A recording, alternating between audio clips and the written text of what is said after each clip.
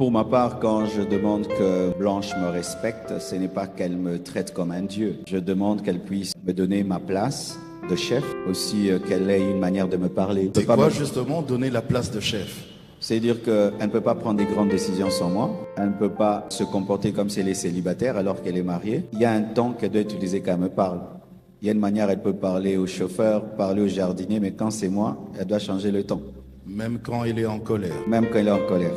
Pasteur, Oui. Pasteur. Sans en colère. Il va parler au président. Tu vas parler comment? Cher président, malgré que tu es en colère. Alors, le ton de la voix. Souvent, les hommes reprochent aux femmes le ton de la voix. Il y a une différence entre tu viens d'où et tu viens d'où. Tu vois le deuxième là, c'est la guerre. Okay. Ça c'est qui? Ça c'est qui? Rien que ça change tout. Le ton de la voix.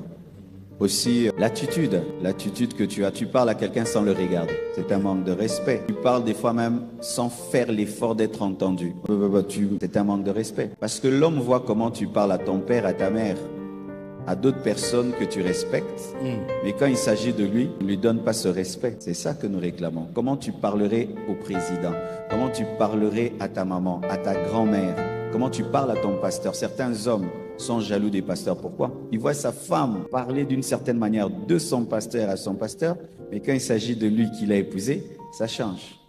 Donc, il y a beaucoup de choses, mais si je peux épingler le ton de la voix, il est très important dans le mariage. Est-ce que c'est pas juste un problème d'éducation? Parce que l'éducation que vous avez, c'est pas forcément que l'éducation que l'autre a. Ce que vous considérez comme manque de respect, c'est pas forcément ce que l'autre considère comme manque de respect. Alors comment gérer ça? S'il y a des hommes qui aiment qu'on gueule sur eux, pas de problème, hein, qui continuent. Mais je crois qu'un homme normal, qu'il soit païen, chrétien, blanc, noir, n'aimerait pas qu'on gueule sur lui. non, à moins qu'il soit anormal. Ah.